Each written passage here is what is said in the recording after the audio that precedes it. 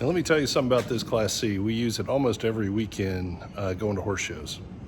Pull a horse trailer with it, a little bumper pull, and we spend about every weekend in it at a horse show. So mud, rain, dust, it's never really clean, right? But I tell you, after using Poly Prep, it's about the cleanest I've seen it. All right, I just finished this side, and yes, I should have timed it, and I didn't. Of course, I haven't done the upper part. I've just done from about here down. I don't know, 20 minutes, 30 minutes, something like that. But I'll tell you what, this RV is cleaner than I think it has ever been using this little scrub brush and the Poly Prep. Now, one thing you'll notice, and it says so in the instructions, after you get it clean, it's going to be a little dull, and that's because it's taking all the wax off, all the oxidation off, and that's where the Poli Glow is going to replace that. But it has really cleaned it really, really well. I mean, the white is bright white. I do want to work a little bit on, and this is just Jayco, where they put, you know, silicone in here. I want to try to figure out if I can clean that off, because I want to do that before we put the Poli Glow on, but I will attack that next. Now, obviously the back of the RV is the filthiest, right? But I want you to look on the glass, and you should be able to see how milky white that is. That's all the oxidation that's being pulled off. You can see all the oxidation coming off on the letters there too.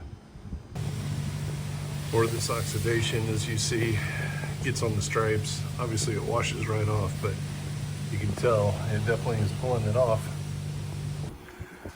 All right, finished this whole side. Took me about 30 minutes or so. There were some spots, because this side gets more sun when it's parked in the parking spot here at the storage area. Had to use a little Poly Ox to clean that, but it really did clean it pretty well. And yes, it is, I don't know if you can tell, but it's kind of dull, and that's kind of the point. Let's get all the oxidation off, get the wax off, kind of get it down to a clean area. Now tomorrow, I'm gonna hit this cap, and you can see how bad this cap is. Very dull, you know, the stripes, everything. So tomorrow is gonna be a lot of Poly Ox on that, especially on the very top, because it is filthy dirty, and it is very, very oxidized. So, I don't know, about 2 hours so far, just going around the whole rig. This is a 31-foot rig with the truck. That makes it about 36, but the box is 31 feet. So 31 plus about 10 on the back, you know, and I still have to do the top. I'm gonna come tomorrow, but that should be pretty easy. I'm not looking forward to the cap though. All right, today my least favorite up here in the wind and up on the cap. It's noisy and windy, sorry about that, but hopefully you can see how chalky this is. You can see on my finger, well, maybe you can't, but a lot of chalk. So we're gonna see how Poly Prep and Poly Ox works. Worst case scenario, we might use some 1500 to 2000 sandpaper to see if we can knock it off.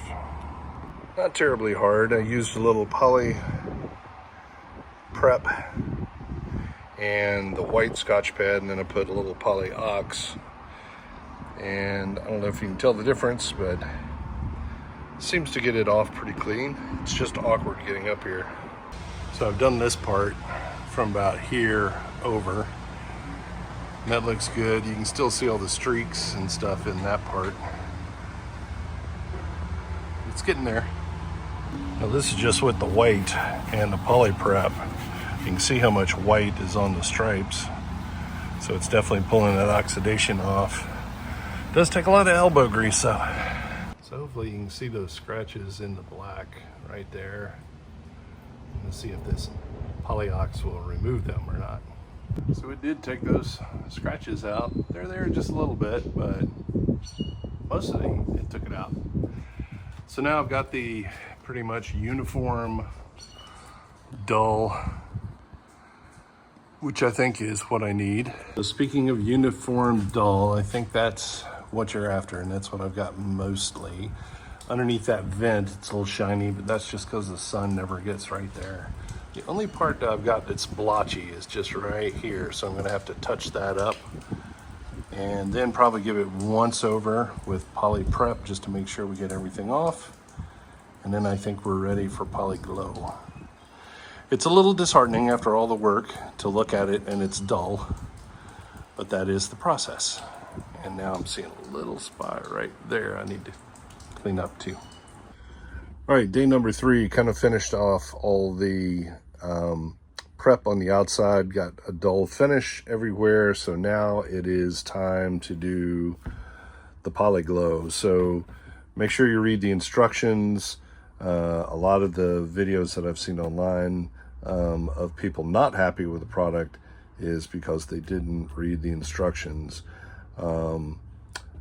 Between 60 and I think they said 95 degrees. Today it is 87, so we are good.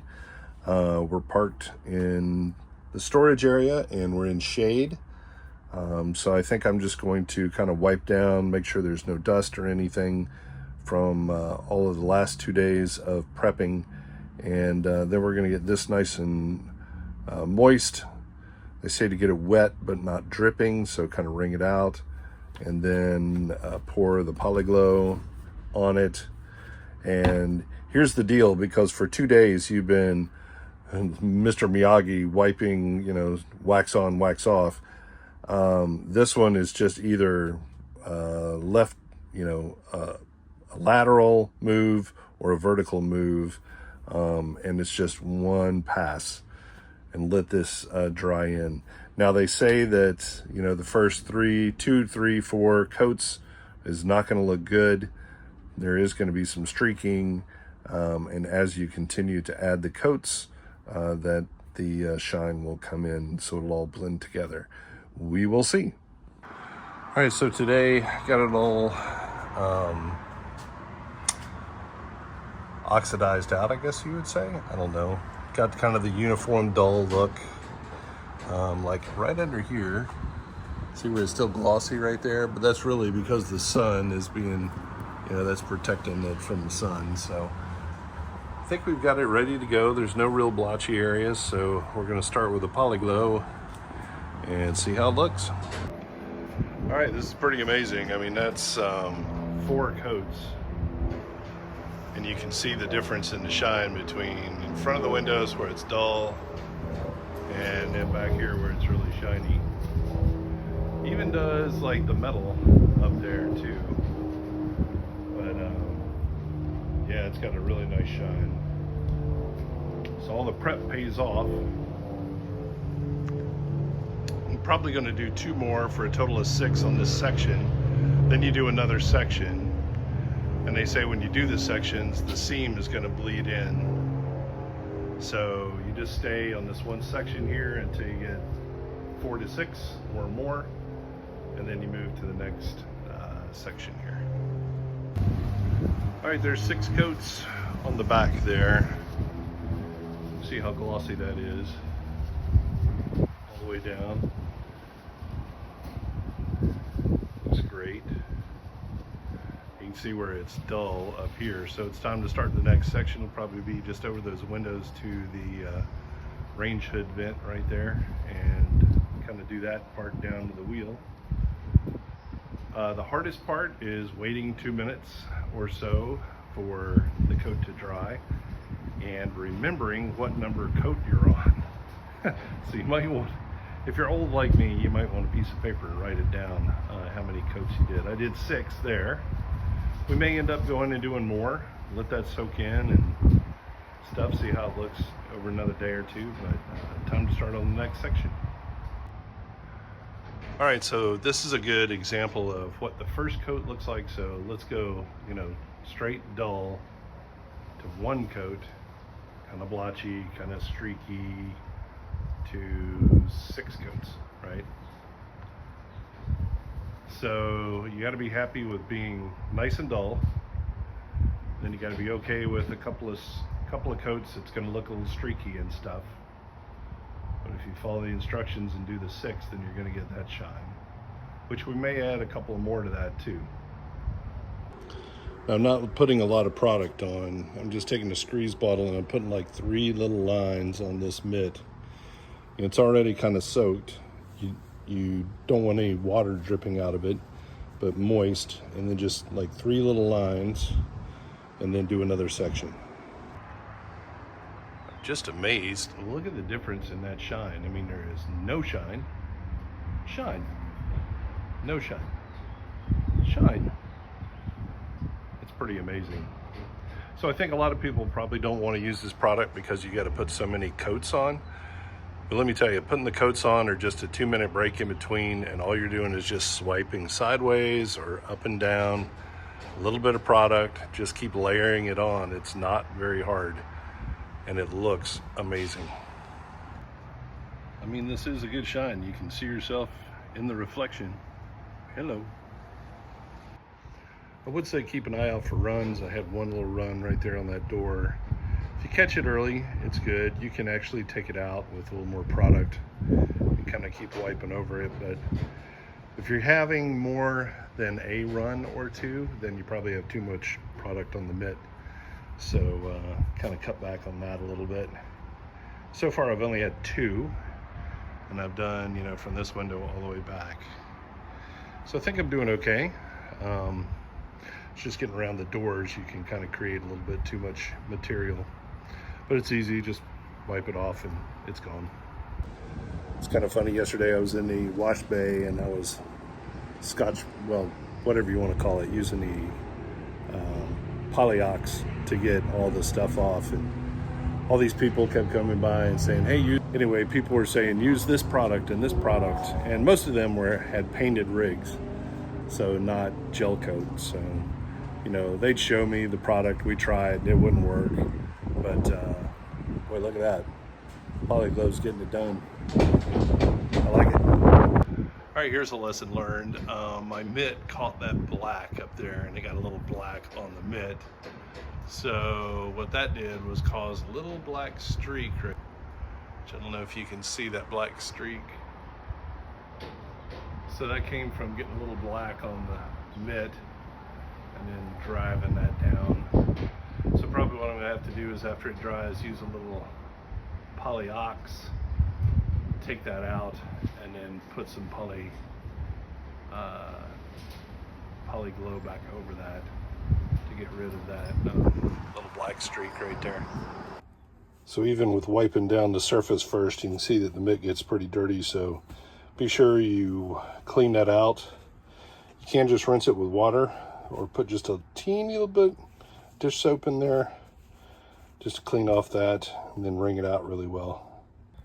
Okay, the mitt's all clean, and do remember to wear rubber gloves on your hand under this mat because you don't want all these chemicals going under your skin. So it's a good idea to wear these. Now they give you 2 isn't enough. I bought a whole box from Harbor Freight for like $5. And plus I always have rubber gloves in the water bay for doing dumping anyway. So compare that to yesterday. Look at the shine. And I'm sure you can't see it on camera, but there's not one scratch from branches anywhere. The polyox and the Poli Glow got rid of all of that. It's pretty amazing. All right, another day. You can see this side looks really nice. Working on the back.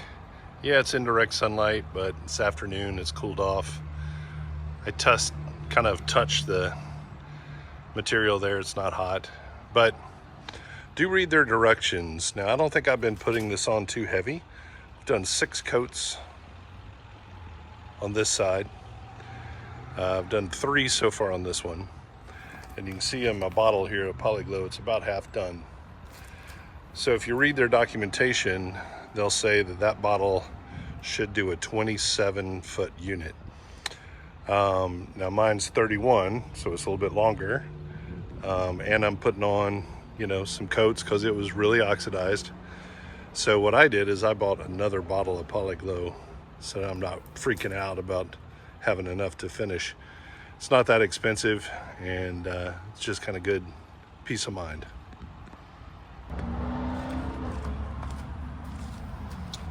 All right, this is not hard here. I'm gonna, hopefully you can see this on camera, but I'm just gonna put just 3 little light, I'll put 4. 3 little light streaks there of product. And then it's just back and forth. 1 stroke per area.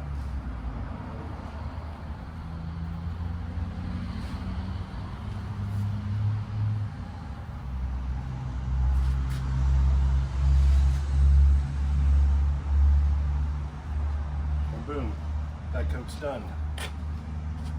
Not that hard. About 4 coats, it starts looking decent. 5 and 6, it really looks good. You can go more if you want, but it's really not that hard.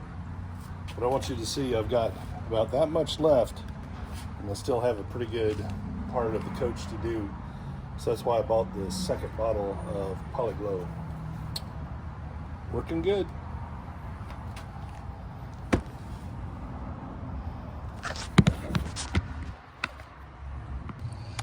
All right, now this is a good example. Can you see those scratches right there? Well, those scratches ran all the way to the back of the RV. But you'll notice that they are not visible now, even in that black, because they get filled in by the Poli Glow. So I didn't have to buff those scratches out. I did have to, do the process of roughing this up, but there's some scratches there, some scratches there, and then when you look into the Poli Glow, they're gone.